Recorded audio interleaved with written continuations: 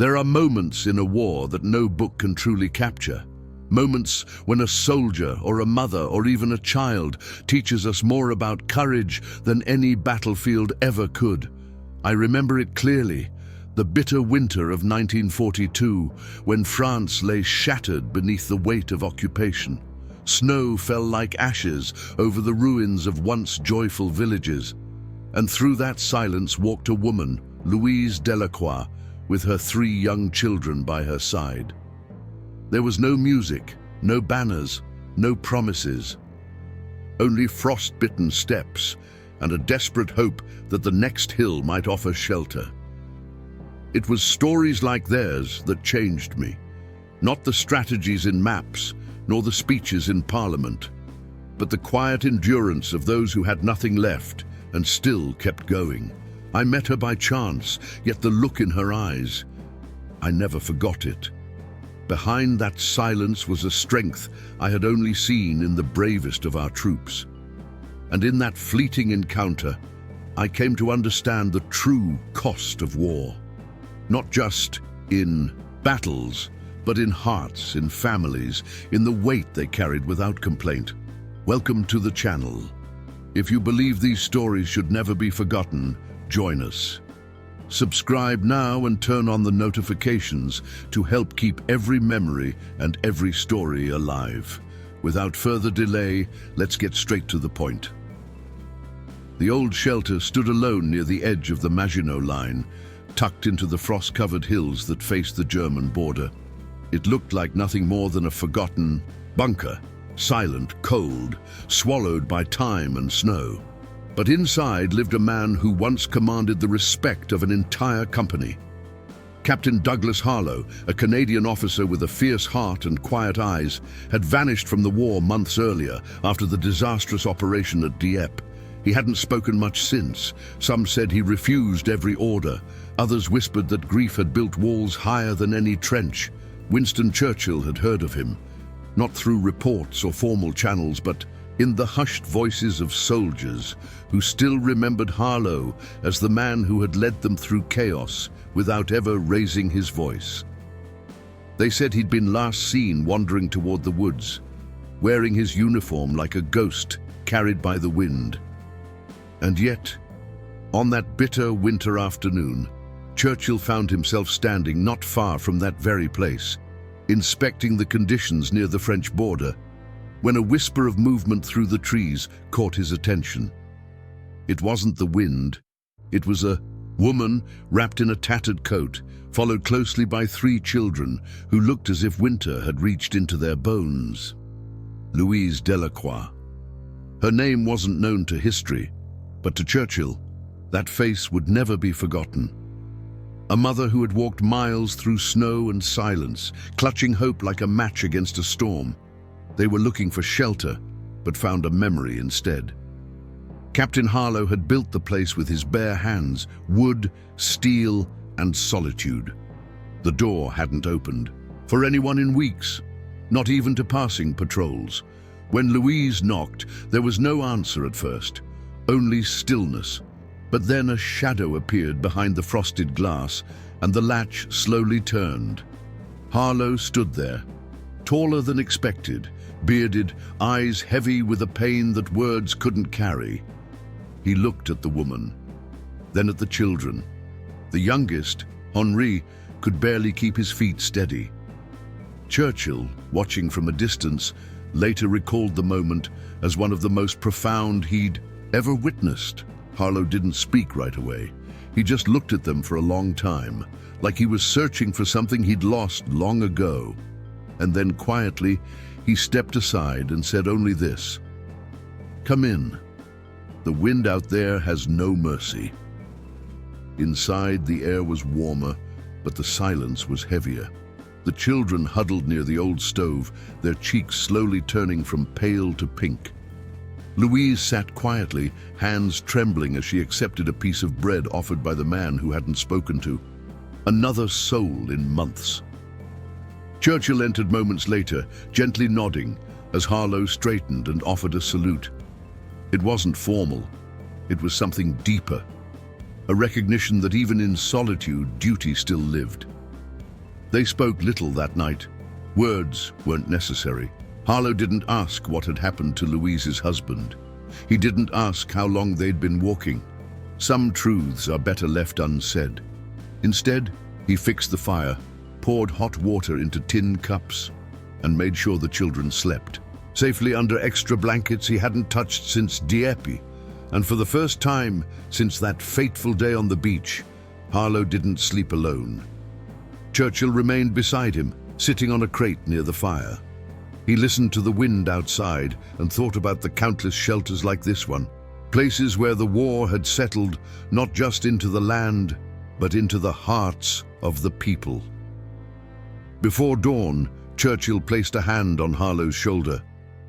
"You've done more here than many ever will," he said softly. "You held your ground, even when no one saw." The captain nodded once, eyes distant but steady.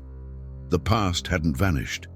But in that moment, with a mother and 3 children sleeping under his roof, something had shifted.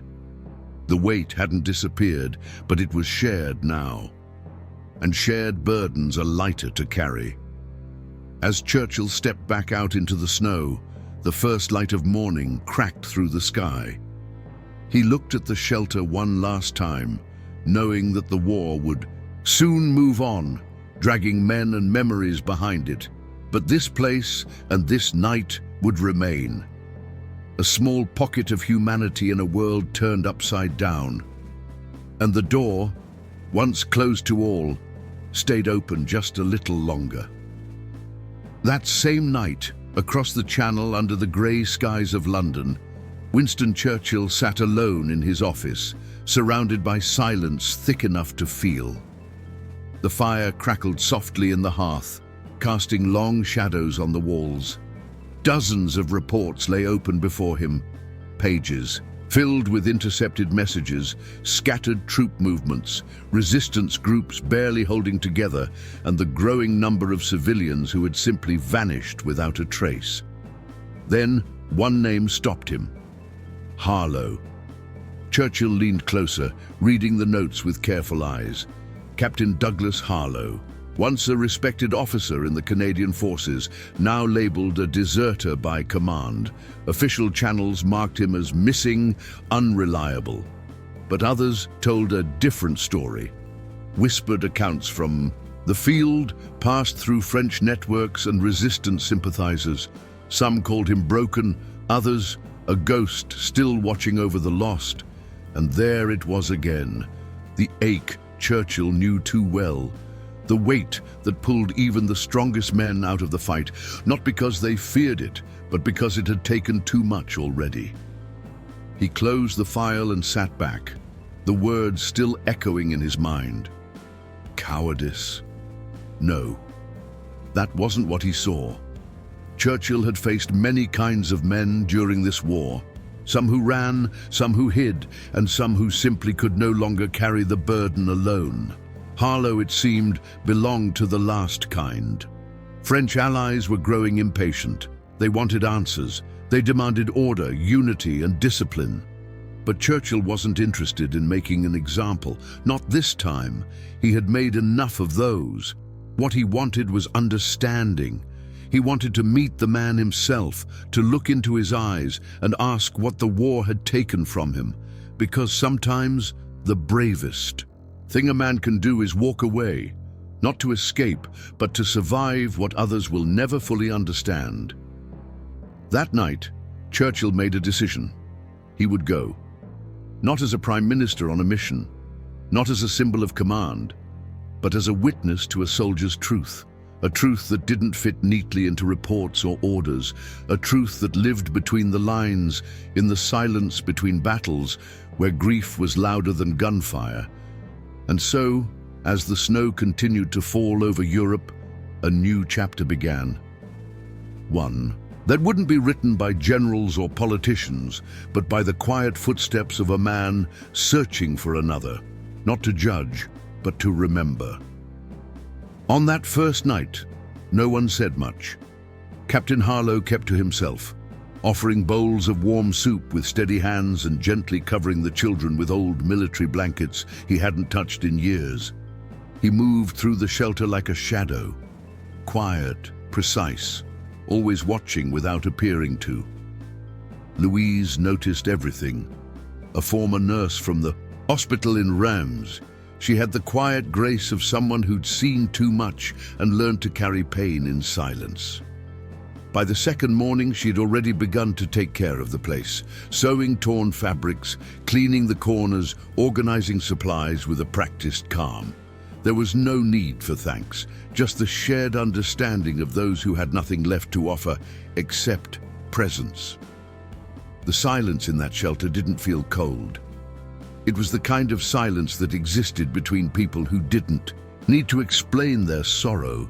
It was a pact, unspoken but strong, one made by survivors who had already lost more than they could ever say. Henri, the youngest of the three children, soon gave Harlow a nickname, Monsieur Bois, the man of wood. Perhaps it was because of the smell of pine and smoke in his clothes, or the wooden tools scattered through the room, or maybe just the way he always seemed to belong to the forest outside. Harlow never reacted when the boy called him that. He acted, indifferent, but every night long after everyone had gone to sleep, he would walk silently to the door of their room and listen. He never opened it. He never said a word. He just stood there, still as stone, listening to the soft, steady rhythm of their breathing. And in those quiet moments, when all the world outside seemed distant and frozen, something inside him stirred. A small warmth, fragile and real, that hadn't lived in him since Dieppe. The crackling of the fire was the only sound in the room, and beneath its glow, the shelter became something more than a hiding place. It became a pause in the war, a breath, a memory in the making. Churchill remained close, watching all of this unfold with a heavy heart and open eyes. He didn't interfere. He knew better. This was not a moment for politics or plans. It was a place where broken souls found a reason to keep going. And that, he believed, was as vital to the war as any victory on the battlefield. Several days had passed. The frost had deepened, and the shelter stood still beneath a sky heavy with snow. Then came the sound of hooves, slow, deliberate, echoing through the ruins like a warning carried by the wind. Churchill and Harlow were outside, gathering wood near the tree line, when they saw him. Mathieu Gauthier. He looked different now, dressed in a coat that didn't belong to him, followed by two German soldiers and holding a folded paper sealed with the mark of a Nazi officer. His posture was rigid, too proud, too clean. For a man who had once run away under the cover of night, leaving behind a woman and three children to face the war alone. Louise stepped outside, clutching Camille's hand. Her breath caught for a moment, not from the cold, but from the sting of recognition. Harlow moved quickly, standing between them and the stranger.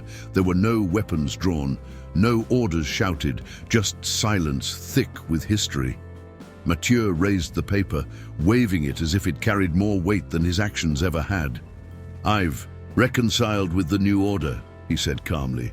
"I've returned to protect what is mine, the children. I'm here to bring them with me."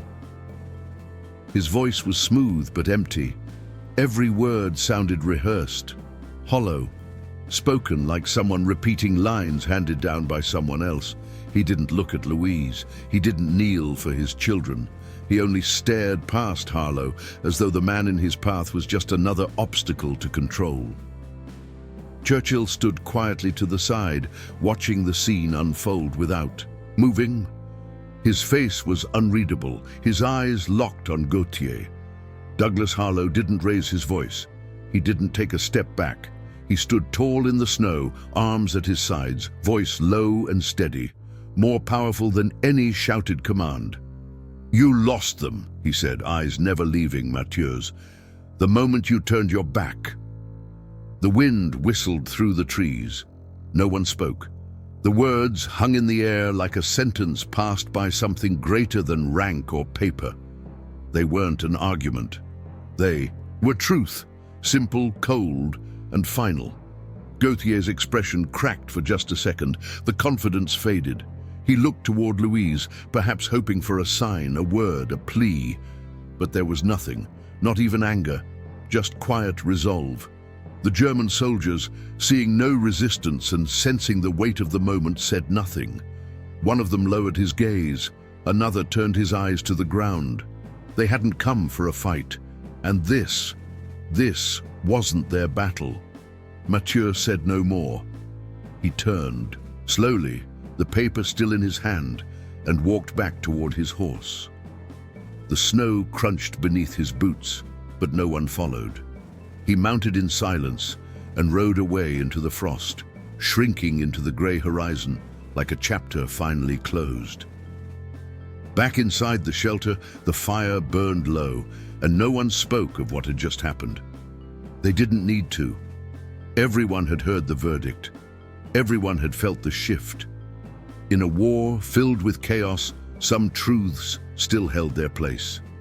And Churchill, warming his hands by the fire that evening, said quietly to Harlow, "There are moments that define a man. You chose yours well." Days later, under a sky heavy with ash and silence, Winston Churchill arrived near the eastern edge of the region. Not as a prime minister flanked by guards, but as a man in a simple coat, his breath misting in the cold. He traveled without announcement, choosing to walk rather than ride, stepping over shattered bricks and snow-covered rails. This was not a visit for headlines or photographs. It was a search for understanding, for meaning, for the unseen weight that kept certain men standing long after the world had collapsed around them. When he reached the shelter, he paused before entering, taking in the wooden frame, the smoke rising from the chimney, the faint laughter of a child from inside. Then he knocked. Harlow opened the door. There was no formal greeting, no salute. The two men looked at one another, eyes meeting across the narrow space. Churchill gave a small nod of respect. Harlow said nothing at first. He simply stepped aside and let him in. Inside, the air was warmer. Louise was folding blankets. The children were drawing with charcoal on the back of a map. There was a calm here, fragile but real. After a few moments of quiet, Churchill turned to Harlow and introduced himself. He didn't speak as a leader. He spoke as a man who had spent too many nights thinking about the price others paid under his command. Harlow responded, without ceremony. His voice was steady, without anger, but filled with a weight that had clearly never left him. "I lost 46 men in Dieppe," he said, not as a statistic, but as a truth carved into memory. "The world lost more. I'm not a hero." Churchill didn't look away. He let the silence settle before answering, not with politics, not with strategy, but with something far more human. "Sometimes," he said gently, "protecting 3 children and a wounded woman takes more courage than charging into gunfire." Harlow didn't reply. He didn't need to, because in that moment something shifted, not in the room, but in the man himself. For months, he had lived with the idea that stepping back had made him weaker, that surviving made him lesser. But now, face to face with the leader of a nation, he was being seen for what he truly was, not broken, but brave in a way the world rarely recognized. Churchill stayed a while longer. He shared a quiet meal with the family. He listened to Henri's questions, smiled as Camille told him the shelter smelled like pine and bread. Louise offered tea, and for a moment they were simply people trying to hold on to something good. When Churchill finally rose to leave, he placed a hand on Harlow's shoulder. "You never deserted," he said quietly. "You just kept fighting on a front no one could see." And then he stepped out into the cold, the door closing gently behind him as the snow began to fall once again, not as a storm, but as a quiet reminder that even in the darkest chapters, there were still pages worth turning. When word reached Churchill that German soldiers had been spotted near the forest trails again, He knew it was only a matter of time before the past came knocking once more. He had seen the look in Mathieu Gautier's eyes before, not just betrayal, but the obsession of a man who couldn't accept being left behind. And Churchill also knew this time he wouldn't come alone. So he acted, not with orders, not with tanks, but with people. He quietly reached out to the nearby village, a place battered by occupation, fear, and years of silence. He didn't ask for soldiers, he asked for hearts that still remembered, a retired French sergeant with stiff hands from old wounds, a blacksmith whose forge had gone cold, a farmer whose fields had been stolen, a teacher whose students had disappeared. Men and women who had once watched the war roll through their lives like a storm and had never forgotten the taste of fear, and one by one they came. When the sun rose over the snow-covered hills that morning, a line had formed, not of soldiers in uniform but of civilians, a human wall. At its center stood Churchill and Captain Harlow, two men from different worlds, now bound by the same unspoken vow: no more running, no more hiding, not for these children, not for this family. When Mathieu returned, flanked by 3 German soldiers in full gear, he expected submission. He came with confidence, with authority stamped on his coat, with the weight of power behind him. But what he found was stillness. The villagers stood in silence, shoulder to shoulder, coats pulled tight, eyes locked forward. They didn't speak, they didn't move. They just stood. Churchill's presence at the front of that line gave it gravity, not the gravity of government, but of memory, of pain turned into resolve. Harlow was beside him, still and unflinching, the very image of what it meant to protect, not with weapons, but with will. Mathieu slowed his horse. The soldiers behind him hesitated. They weren't trained for this kind of resistance. Not bullets, but something even harder to confront. A town that remembered how to be brave. He called out, voice strained, but no one answered. There was no need for speeches. The silence was louder than any threat. And for the first time, Mathieu saw that the paper in his hand held no power here. His past, his deals, his shame, all of it fell flat before the quiet. Defiance of ordinary people who had decided enough was enough. Without a word, he turned. The soldiers followed, uncertain. The snow crunched beneath their boots as they vanished once more into the woods. And behind them, the village did not cheer, did not cry. They simply stood a little taller. Because that day, in the heart of a war-torn country, they had proven something few dared to believe. Even without uniforms, even without rifles, people could still fight back. Not with hatred, not with noise, but with the unshakable courage of those who refused to forget. The tension hung in the air like smoke that refused to clear. For hours, no one moved. The line of villagers stood firm beneath the falling snow, their breath rising in soft clouds. Across from them, the German soldiers remained still, caught between their orders and the strange, undeniable force of what stood before them. Not an army, but something harder to face. Conviction. Winston Churchill stepped forward, calm and composed, though every heartbeat echoed like a drum in his chest. He spoke with the weight of kings and the certainty of legends. He mentioned the crown, quoted Allied commands, referenced protocols that had never been written, directives that didn't exist, and yet in his voice they sounded real, real enough to make the enemy hesitate. The officers glanced at one another. Whispers spread like cracks through the chain of command. And Mathieu, still holding that paper like a shield, felt it, slipping from his fingers. His authority unraveled before his eyes. The power he thought he carried, the loyalty he expected, was no longer there. He shouted, furious, desperate to reclaim the silence that had turned against him. But no one followed. The soldiers didn't move. The officers didn't answer. His words vanished into the snow like breath in the wind. And then, slowly, he turned away. No one clapped, no one celebrated. But in that moment, it felt like watching winter release its grip. On the earth, a long, hard season giving way, not to joy, but to something deeper, the quiet strength of survival. That night, inside the shelter, the fire crackled softly as it always did. Louise sat beside it with Camille in her lap. Harlow leaned back against the wall, his eyes fixed on the flames. Henri was curled up next to Douglas, fast asleep, one hand still gripping the edge of his coat.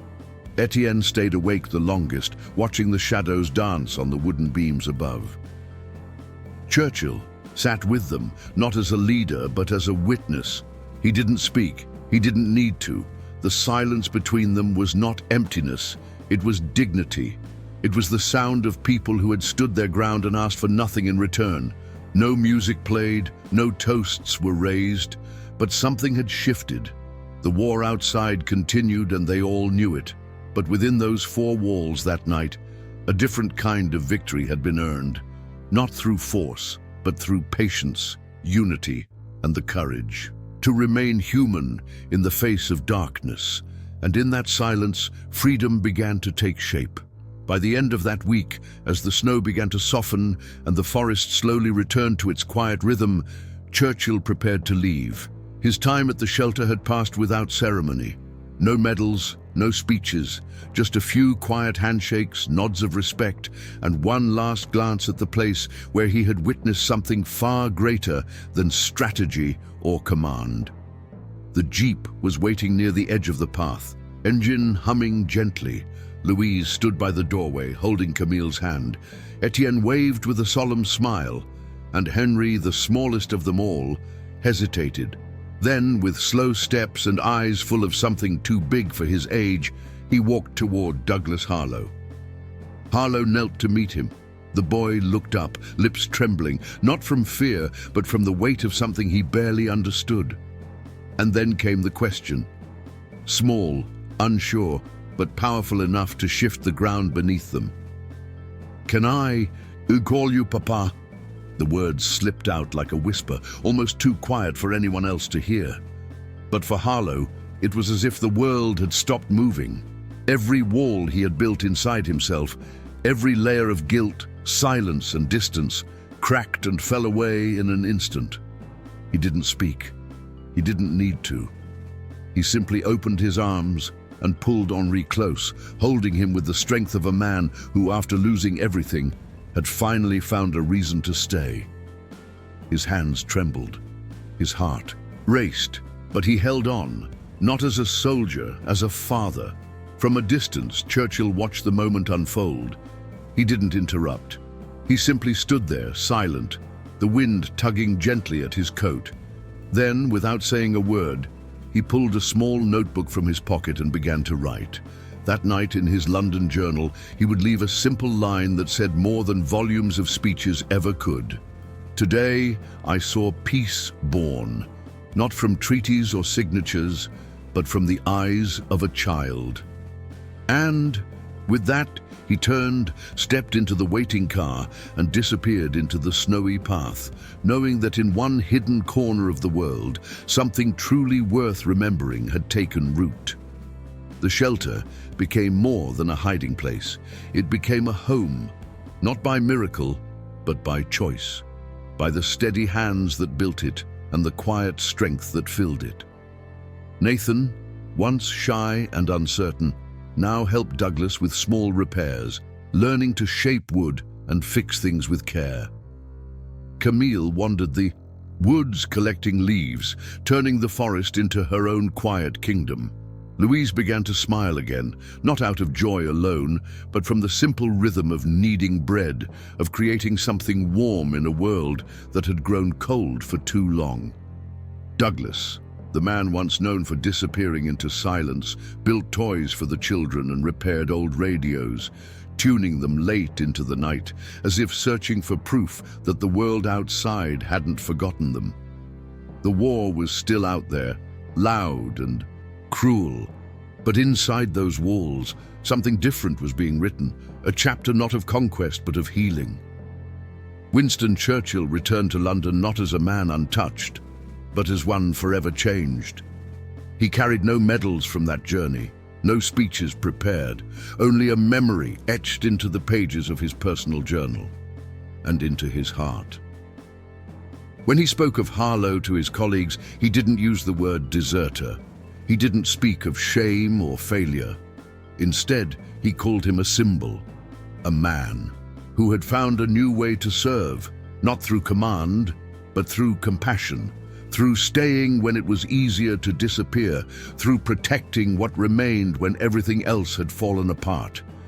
Churchill knew that battles came and went, maps shifted, flags rose and fell, but what endured, what truly mattered, were the quiet acts of courage that no report ever mentioned.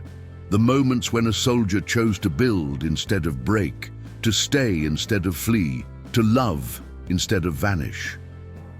And on one quiet evening, long after the paperwork was filed and the news had moved on, Churchill returned to his study. He poured himself a glass, sat down by the fire, and opened the journal once more. His fingers rested on that final entry. A man who stays to protect the few who remain leaves behind more than a uniform. He leaves behind a legacy. Outside his window, the first signs of spring were breaking through the frost. Did you already know this story? What would you have done in Douglas, Harlow's place? What other stories about soldiers and veterans do you think should be told? If this story moved you, don't let it be forgotten. Subscribe to the channel and turn on notifications to hear more stories like this one. Until the next memory finds its voice, thank you for listening.